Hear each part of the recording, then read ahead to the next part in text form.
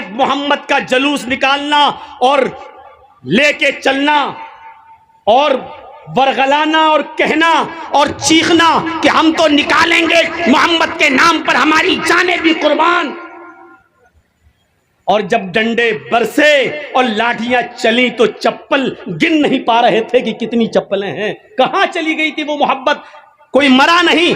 کہاں چلی گئی تھی وہ لوگ جو کہہ رہے تھے کہ محمد کے نام پر ہمارے سینے چھلی ہو جانے کے ہم کرانے کے لیے تیار ہیں, ہم جان دینے کے لیے تیار ہیں. آج میرے بھائیوں غور کرو, بریلی کی دھرتی پر اور بریلی کی سرزمین پر آج کتنے مکان اور کتنی دکانیں آج بلڈوز کر دی گئی ہیں اور گرا دی گئی ہیں.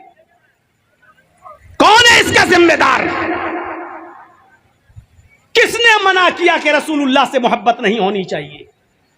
رسول اللہ سے محبت تو ہمارے ایمان کا حصہ ہے. جس کے اندر رسول کی محبت نہیں وہ مسلمان ہی نہیں. لیکن جذبات, جوش, اور اس جوش میں ہم یہ بھول گئے کہ اس وقت کون لوگ ہمارے سروں پر منڈلائے ہوئے ہیں اور کون لوگ بیٹھے ہوئے ہیں. یہ ہم بھول گئے. اللہ کے نبی بھی اپنے صحابہ کے ساتھ نکلے تھے, مدینے سے چل چکے تھے, حدیبیہ کے مقام پر پہنچ چکے تھے. اور یہاں جتنے لوگ بیٹھے پوچھئے حج کرنے گئے ہوں گے, عمرہ کرنے گئے ہوں گے, حدیبیہ کا مقام دیکھا ہے؟ میں بھی سن 1914 میں میں بھی 2014 میں اپنے والد صاحب کے ساتھ گیا تھا حج کرنے کے لیے اور اپنی والدہ کے ساتھ. میں حدیبیہ کے مقام کو دیکھ چکا ہوں. مکے سے کوئی 7 میل کی دوری پر بس مدینے سے چلے اللہ کے رسول اور آپ کے صحابہ, جس میں ابو بکر بھی ہیں, عمر بھی ہیں, حضرت علی بھی ہیں, بڑے بڑے صحابہ موجود ہیں. یہ قافلہ مدینے سے چلا. آج کل کی طرح یہ زمانہ نہیں تھا کہ مولانا جرجی صاحب پٹنہ سے 1 بجے دن میں وندے بھارت پہ بیٹھے اور شام کو 7 بجے آپ کے کشن گنج میں اتر گئے اور جلسے میں آ کے کہنے کی سفر بہت لمبا تھا, بہت تھک چکا ہوں, طبیعت خراب ہے. یہ وہ دور نہیں تھا. گھوڑے کا سفر, کھچر کا سفر, اونٹ کا سفر, لائٹوں کا زمانہ نہیں. راستے میں کتنی تکلیف سے گزرنا ہوا ہوگا آپ کو. اور 300 میل تقریباً 450 کلومیٹر کا سفر کر کے حدیبیہ کے مقام پر آ کر رک گئے.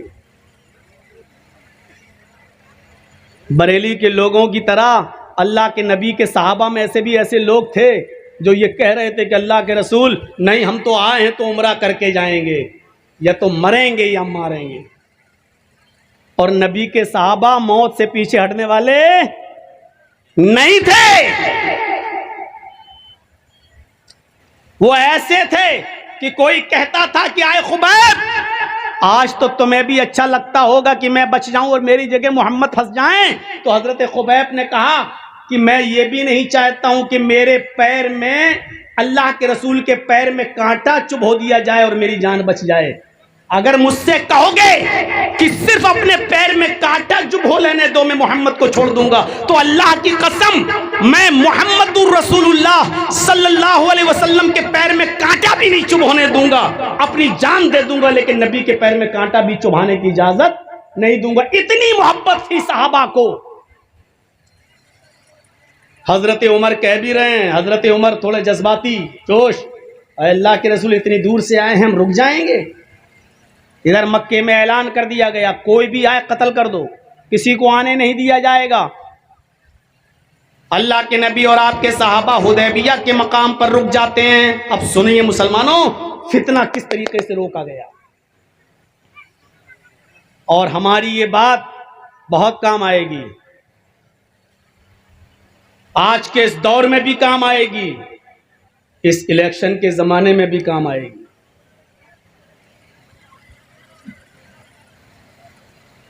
ہم کسی پارٹی کے ایجنٹ نہیں ہیں, نہ ہم کسی پارٹی کا پرچار کرنے آئے ہیں.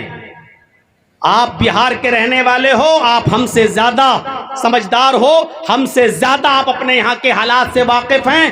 آپ کا معاملہ ہے, آپ سمجھیں. یہ جلسہ دینی ہے, یہاں ہم دینی بات بتانے آئے ہیں اور جناب محمد رسول اللہ کا اصول بتانے آئے ہیں. شریعت نے ہمیں فساد کے, جھگڑے کے, نا اتفاقی کے, اختلاف کے ماحول ہماری رہنمائی فرمائی ہے کہ ہمیں کس طریقے سے ان تمام چیزوں سے نپٹنا ہے، اس لیے ہم شریعت کا پرچار آپ کے سامنے کرنے کے لیے آئے ہیں۔ اللہ کے نبی صلی اللہ علیہ وسلم حدیبیہ کے مقام پر رک جاتے ہیں اور ایک صحابی کو مکے بھیجتے ہیں، جاؤ حالات کا جائزہ لے کر آؤ، بات کر کے آؤ۔ تو مکے کے لوگوں نے کیا کہا؟ آپ آئے ہو بات کرنے، بات تو بیٹھ کر ہوگی اور مکے میں نہیں آنے دیا جائے گا، بات چیت کے ذریعے مسئلہ حل ہوگا۔ کہا گیا تو بتائیے بات چیت کیسے ہوگی؟ کہا جس جگہ پر محمد اور ان کے ساتھی موجود ہیں اسی جگہ پر بات ہوگی، مکے میں بات نہیں ہوگی۔ کہا ٹھیک ہے۔ قریشیوں کا، مکے والوں کا ایک وفد تیار ہوا، ایک جماعت تیار ہوئی اور ان کا سردار بنتا ہے سہیل۔ بخاری کی روایت پڑھیے، ان کا سردار کون بنتا ہے؟ سہیل۔ اپنے چند ساتھیوں کو لے کر حدیبیہ جہاں اللہ کے نبی موجود تھے وہاں یہ قافلہ آتا ہے، یہ وفد آتا ہے اور اللہ کے رسول سے گفتگو کرتا ہے۔ یہاں گفتگو ہوتی ہے، کافروں کی طرف سے کون بات کرے گا؟ آواز آئی سہیل کا، اور کوئی نہیں بولے گا۔ ٹھیک، بات چیت تبھی اچھی ہوتی ہے جب تمہارے پاس کوئی ایک آدمی ہو اور ہمارا بھی ایک آدمی ہو۔ ہم لوگ سنیں گے لیکن بات تمہارا ایک آدمی ہمارا ایک آدمی۔ کافروں کی طرف سے کس کو تیار کیا گیا؟ سہیل۔ اور کہا کہ مسلمانوں تمہاری طرف سے کون بات کرے گا؟ لوگوں نے، صحابہ نے جواب دیا ہمارے نبی جناب محمد رسول اللہ صلی اللہ علیہ وسلم۔ کہا ٹھیک ہے، ان دونوں میں گفتگو ہوگی، تمہارے آدمی بھی سنیں گے ہمارے آدمی بھی سنیں گے۔ اب گفتگو شروع ہوتی ہے۔ سہیل نے کہا ٹھیک ہے، آپ لوگ مکے میں پیدا ہوئے، آپ کے آبا و اجداد مکے میں پیدا ہوئے، آپ کی زمینیں مکے میں موجود ہیں، آپ کے رشتہ دار مکے میں موجود ہیں، ہمیں کوئی اعتراض نہیں ہے، لیکن اس سال ہم آپ کو عمرہ نہیں کرنے دیں گے۔ اب شرط لگتی ہے۔ اب دیکھیے شرطیں سب ناجائز، ایک بھی شرط جائز نہیں، ساری شرطیں ناجائز۔ جس ناجائز شرط میں پہلی شرط کیا ہے؟ آپ مدینے سے یہاں تک آئے ہیں، اب یہاں سے واپس لوٹ کر مدینے چلے جاؤ۔ یہ نہیں کہا اب آ ہی گئے ہو تو عمرہ کر لو، یہ نہیں کہا، اس سال آپ کو واپس جانا ہوگا، آپ اور آپ کے سارے ساتھیوں کو واپس جانا ہوگا، ہم آپ کو اس سال عمرہ نہیں کرنے دیں گے، آئندہ سال آپ اور آپ کے صحابہ آ سکتے ہو، پہلی شرط یہ ہے کہ اس سال واپس جاؤ۔ منظور ہے تو لکھو۔ محمد رسول اللہ صلی اللہ علیہ وسلم نے ضد نہیں کی، آپ نے فرمایا سہیل مجھے تمہاری یہ شرط منظور ہے، چلو اس سال ہم واپس چلے جاتے ہیں، نہیں کریں گے عمرہ، لیکن اگلی سال تو آ سکتے ہیں، آئندہ سال نیکسٹ ایئر تو آ سکتے ہیں۔ سہیل نے کہا نیکسٹ ایئر، اگلی سال آپ کو آنے کی اجازت ہے، اس سال نہیں۔ پہلی شرط لکھ لی گئی، اس سال واپس جائیں گے، اس سال عمرہ نہیں کرنے دیا جائے گا۔ ٹھیک ہے، پہلی شرط طے ہو گئی۔ دوسری شرط کافروں نے لگائی، آئے محمد دوسری شرط یہ ہے کہ آئندہ سال آپ عمرہ کرنے کے لیے آئیں گے اور آپ کے صحابہ عمرہ کرنے کے لیے آئیں گے تو مکے میں 3 دن سے زیادہ رہنے کی اجازت نہیں دی جائے گی۔ بالکل وہی معاملہ، اس ملک کو آزاد ہم نے کرایا، سب سے زیادہ خون مسلمانوں نے بہایا۔ آج بھی انڈیا گیٹ پہ چلے جائیے، 95,000 لوگوں میں 65,000 صرف مسلمانوں کے نام آپ کو ملیں گے سوتنترتا سینانی میں، اس جنگ کی آزادی میں، آزاد کرانے میں اس بھارت کو۔ لیکن ہم ہی سے کہا جا رہا ہے کہ تم ہی کو کاغذ دکھانا ہوگا، تم اس دیش کے باشندے ہو یا نہیں، تم اس ملک کے اندر رہنے والے ہو یا نہیں۔ بالکل وہی شڑینتر، وہی کیفیت، ہم ہی سے کہا جا رہا ہماری زمین، ہمارے آبا و اجداد سب مکے میں پیدا ہوئے، ہماری زمینیں مکے میں موجود، ہم مکے میں پیدا ہوئے، اور ہم ہی سے کہا جا رہا ہے 3 دن سے زیادہ رہنے کی اجازت نہیں۔ اے محمد صلی اللہ علیہ وسلم، آپ کو اور آپ کے ساتھیوں کو مکے میں 3 دن سے زیادہ رہنے کی اجازت نہیں ہوگی، وہ بھی آئندہ سال۔ اس سال تو بالکل نہیں، آئندہ سال آ سکتے ہو لیکن 3 دن سے زیادہ مکے میں رہنے کی اجازت نہیں ہوگی۔ آپ نے کہا اے علی لکھ دو مجھے سہیل کی ان کافروں کی طرف سے یہ شرط بھی منظور ہے، ہم آئیں گے اور عمرہ کر کے سیدھے واپس چلے جائیں گے مدینے، ہم مکے میں 3 دن سے زیادہ نہیں رکیں گے، مجھے تمہاری یہ شرط بھی منظور ہے۔ اگر اللہ کے رسول یہ کہتے کیوں نہیں رکھا جائے گا، کیا میری زمین نہیں ہے مکے میں، کیا ہمارے رشتہ دار نہیں ہیں مکے میں، تو کیا غلط بات تھی؟ صحیح بات تھی، لیکن کبھی کبھی صحیح بات سے بھی سمجھوتا کرنا پڑ رہا ہے۔ آپ نے فرمایا ٹھیک ہے مجھے تمہاری یہ دوسری شرط بھی منظور ہے۔ اب اس نے ایک اور کھیل بگاڑنا چاہا، وہ یہ چاہ رہے تھے کسی طریقے سے یہ معاملہ یہ سمجھوتا بگڑ جائے۔ تیسری شرط کافروں نے یہ لگا دی، اے محمد آپ اور آپ کے صحابہ مکے میں جب آئندہ سال داخل ہوں گے تو تلوار لے کر آ سکتے ہیں، لیکن آپ اور آپ کے ساتھیوں کی تلوار میان کے اندر رہے گی، اور میرے آدمی مکے میں کھلی ہوئی تلواریں لے کر گھومیں گے۔ کتنی ناجائز شرط، کتنی ناجائز شرط! میرے آدمی مکے میں کھلی ہوئی ننگی تلواریں لے کر گھومیں گے، لیکن آپ اور آپ کے صحابہ تلوار تو لا سکتے ہو لیکن تلوار میان کے اندر رہے گی۔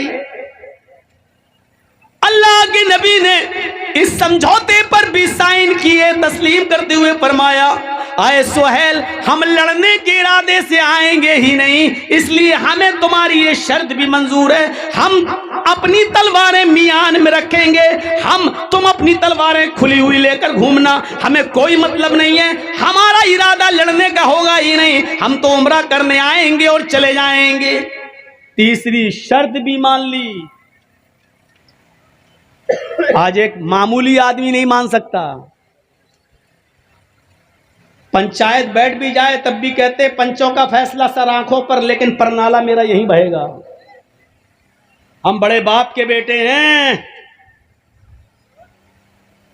میرے بھائیوں تیسری شرط وہ بھی مان لی۔ حضرت عمر ایسے دیکھ بھی رہے ہیں یہ کیا کر رہے ہیں اللہ کے رسول، وہ حضرت عمر جن کی تلوار جلدی جلدی میان سے نکلتی تھی، جن کی عدالت میں قتل سے نیچے کوئی سزا تھی ہی نہیں، لیکن اللہ کے رسول جب شرطیں مان رہے ہیں تو عمر فاروق کیسے بول دیں ٹھیک ہے منظور ہے۔ سمجھوتا ہو گیا، اب چوتھی شرط ایک اور لگا دی۔ تھوڑا سا پنکھا ادھر بھی کر دیجئے بھائی، تھوڑا سا، پتہ نہیں اکتوبر کا لاسٹ ہے پھر بھی تو سردی تھوڑی پڑنا چاہیے، لیکن آج بہت گرمی لگ رہی ہے۔ تو میرے بھائیوں سنیے گا، بہت دلچسپ بات، چوتھی ایک اور شرط لگا دی، کسی طریقے سے تو معاملہ بگڑے، اور اللہ کے رسول بگڑنے نہیں دے رہے ہیں۔ انہوں نے چوتھی شرط لگائی ہے محمد ہاں ایک شرط اور ہے۔ آپ نے کہا اب کیا ہے؟ کہا ایک شرط اور ہے۔ کہا کیا؟ کہ اگر میرا کوئی کافر آدمی، میرا کوئی مکے سے آدمی اگر بھاگ کر مدینے جائے گا اور آپ لوگ اگر اس کو پکڑ لیتے ہیں تو میرا آدمی آپ کو واپس کرنا ہوگا، میرا آدمی آپ کو لوٹانا پڑے گا۔ اگر کوئی آدمی مکے سے بھاگ کر مدینہ جاتا ہے اور آپ گرفتار کر لیتے ہیں تو میں جب چاہوں اپنا آدمی لے سکتا ہوں، میرا آدمی آپ کو واپس کرنا ہوگا، اور آپ کا آدمی اگر مدینے سے بھاگ کر مکے آیا اور ہم نے پکڑ لیا تو ہم آپ کے آدمی کو واپس نہیں کریں گے۔ آج کے اس دور میں یہ سمجھوتا کوئی کر سکتا ہے؟ کوئی تحریک، کوئی تنظیم، کوئی گروہ، اور ساتھ میں جوڑ دو کوئی پارٹی، کوئی خاندان، کوئی نسل، اتنا گر کر کوئی سمجھوتا کر سکتا ہے؟ میرا آدمی اگر بھاگ کر مکے سے مدینہ آئے گا تو آپ کو واپس کرنا ہوگا، لیکن آپ کا آدمی اگر بھاگ کر مکے سے مدینے سے مکہ آئے گا تو ہم واپس نہیں کریں گے۔ اللہ کے نبی جناب محمد رسول اللہ صلی اللہ علیہ وسلم فرماتے ہیں اے سہیل مجھے تیری یہ شرط بھی منظور ہے۔ حضرت عمر نے کہا اللہ کے نبی یہ شرط، میرا آدمی یہ واپس نہیں کریں گے اور ان کا آدمی میں واپس کروں؟ اللہ کے نبی نے فرمایا اے عمر تم نہیں جانتے ہو جو میرا ہو جاتا ہے وہ جانے کا نام بھی نہیں لیتا، میرا تو کوئی آدمی جائے گا ہی نہیں، اور ان کا اگر کوئی آ بھی جائے گا تو میرے پاس چند دن رہ کر ایسا با اخلاق و کردار دیکھ کر ایسا ہو جائے گا کہ جانے کے بعد بھی وہ میرا ہی رہے گا۔ مجھے اے سہیل تیری یہ شرط بھی منظور ہے، یہ بھی منظور کر لیا اور لکھ دیا گیا محمد الرسول اللہ کو یہ سمجھوتا منظور ہے۔ سہیل سے کہا کہ تم بھی دستخط کر دو۔ سہیل نے جب پڑھا تو اب ایک اور ناجائز شرط اور اتنی خراب شرط، اس نے کہا اے محمد صلی اللہ علیہ وسلم اس پر رسول اللہ لکھا ہوا ہے، میں آپ کو رسول مانتا ہی کب ہوں، رسول اللہ کاٹو، لکھو محمد ابن عبداللہ کو یہ سمجھوتا منظور ہے۔ اگر یہ لکھو گے محمد الرسول اللہ کو سمجھوتا منظور ہے تو ہم سمجھوتا ہی نہیں کریں گے، ہم آپ کو رسول مانتے ہی کہاں ہیں؟ اگر رسول مان لیں تو جھگڑا ہی کس بات کا ہے؟ پھر تو جھگڑا ہی ختم ہے۔ آپ کہتے ہو میں اللہ کا رسول ہوں اور ہم آپ کو اللہ کا رسول مانتے ہی نہیں ہیں، اس لیے لکھو ہم یہ مانتے ہیں کہ آپ عبداللہ کے بیٹے عبد المطلب کے پوتے ہیں، آپ یہ لکھیے کہ محمد ابن عبداللہ کو یہ شرطیں منظور ہیں، رسول اللہ کاٹیے۔ آپ نے حضرت علی سے کہا اے علی رسول اللہ کاٹ دو۔ فساد روکنے کے لیے، خون خرابہ روکنے کے لیے لفظ رسول تک کٹوانے کے لیے تیار ہو گئے محمد الرسول اللہ۔ اس سے زیادہ کوئی امن پسند انسان ہوگا؟ اس سے زیادہ کوئی امن اور شانتی کو چاہنے والا ہوگا؟ کاش یہ گودی میڈیا محمد رسول اللہ صلی اللہ علیہ وسلم کے اس امن والے سمجھوتے کو پڑھتی، غور کرتی اور دیکھتی اور چھاپتی اور بتاتی کہ محمد رسول اللہ نے امن قائم کرنے کے لیے اور شانتی کو بحال کرنے کے لیے لفظ رسول اللہ تک کٹوانے کے لیے تیار ہو گئے۔ حضرت علی نے کہا اے اللہ کے نبی کہ آپ رسول نہیں ہیں؟ کہا جی میں تو رسول ہوں۔ اللہ نے آپ کو جب حق کے ساتھ رسول بنا کر بھیجا ہے تو میرے ہاتھ اس لفظ رسول کو کیسے کاٹ سکتے ہیں؟ میرے ہاتھوں میں اتنی طاقت نہیں ہے کہ میں لفظ رسول اللہ کاٹ دوں۔ اے اللہ کی نبی یہ کام میں نہیں کر سکتا، مجھ سے مت کروائیے، جب آپ رسول اللہ ہیں تو میں رسول اللہ کیسے کاٹ دوں؟ محبت دیکھیے، کوئی ضروری نہیں کہ جھنڈا لے کر نکلا جائے تبھی محبت ہے، دل کا فوٹو بنایا جائے تبھی محبت ہے۔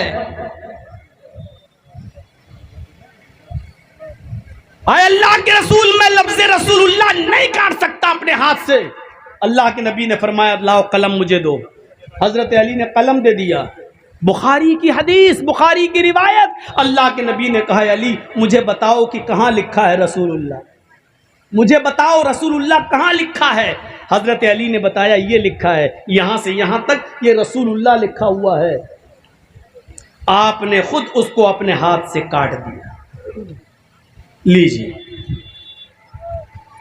اور لکھوا دیا ابن عبداللہ، محمد رسول اللہ کٹوا کر ابن عبداللہ کو یہ سمجھوتا منظور ہے۔ اب حضرت عمر اٹھ گئے اور سنو،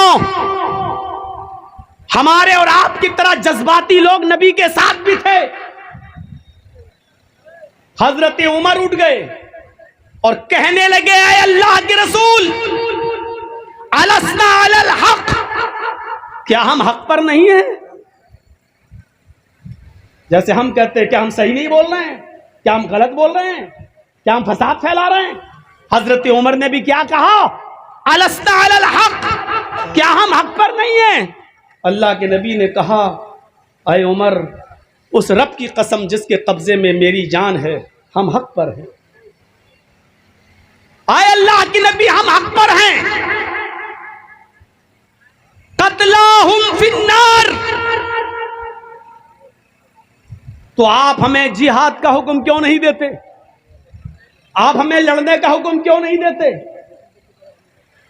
جب ہم حق پر ہیں تو لڑنے کے لیے کیوں نہیں کہتے؟ آئے اللہ کے رسول، اگر ہم ان سے لڑنے لگیں اور ان کافروں کو ماریں، قتلاہم فی النار، تو کیا یہ کافر جن کو ہم قتل کر دیں کیا یہ جہنم میں نہیں جائیں گے؟ آپ نے فرمایا ہاں، اگر لڑتے لڑتے تم نے ان کو مار دیا تو یہ جہنم میں جائیں گے۔ قتلانا فی الجنہ، اے اللہ کے نبی ہم تعداد میں کم ہیں، لڑتے لڑتے اگر انہوں نے ہمیں مار دیا، ہمیں قتل کر دیا تو کیا ہم جنت میں نہیں جائیں گے؟ سوال کیسے کر رہے ہیں حضرت عمر؟ اے اللہ کے نبی اگر ہم نے ان کو قتل کر دیا تو کیا یہ جہنم میں نہیں جائیں گے؟ ہاں یہ جہنم میں جائیں گے۔ اگر یہ ہمیں مار دیں تو کیا ہم مرنے کے بعد جنت میں نہیں جائیں گے؟ آپ کی آنکھوں میں آنسو آ گئے، فرمایا ہاں اگر یہ تمہیں قتل کر دیں تو تم جنت میں جاؤ گے۔ فرمایا جب دونوں حالت میں ہماری جیت ہے، ہم ان کو مارے تو یہ جہنمی، یہ ہمیں مارے تو ہم جنتی، پھر آپ ہمیں لڑنے سے کیوں روک رہے ہیں؟ ہم آئے ہیں تو عمرہ کر کے جائیں گے۔ اللہ کے نبی فرماتے عمر میں نے سمجھوتا کر لیا ہے، میں نے وعدہ کر لیا ہے، میں نے سگنیچر کر لیا ہے۔